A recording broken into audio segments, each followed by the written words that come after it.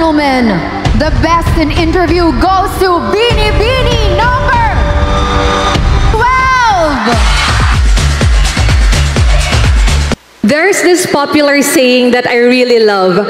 Ang hindi marunong lumingon sa kanyang pinanggalingan ay hindi makakarating sa kanyang paroroonan. I believe that Polomolok is more than just economic prowess and its environmental progress. We too have cultural richness.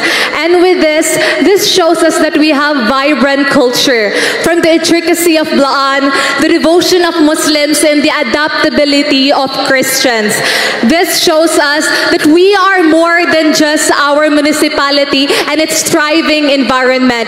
We are people with identity.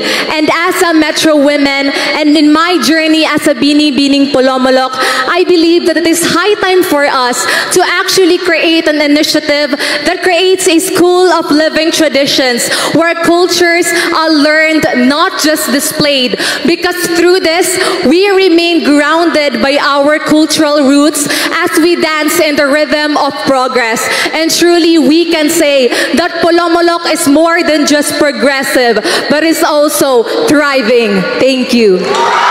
Because of its accessibility, social media is often used as a tool to spread hate speech and malicious comments. As a Metro woman, how would you react if you were a victim of such hate? Growing up, I was always a victim of bullying because of my physique and my skin color. It took me years to overcome that fear of mine, to step out of my comfort zone. And with the prevalence of social media, it has been used as a tool to spread hate.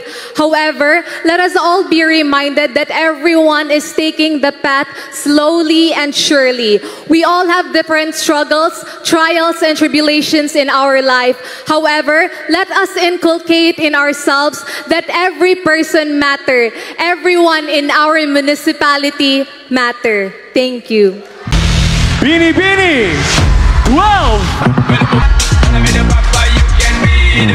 Bini Bini 12! Kaming lahat ay pinata pa naman. Wala kaming mga asawa at nobya. Hindi pa rin naman kami umapalayo. Mahilig kami sa magaganda, katawan ng aming nakikita. Luna yung kaagit-agit pa.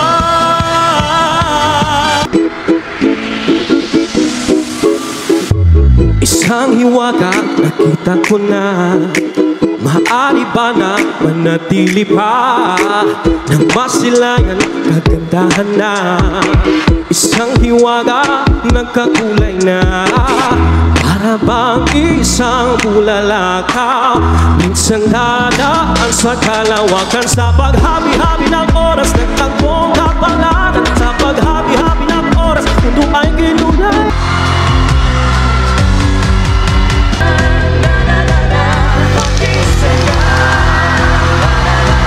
Congratulations to our newly crowned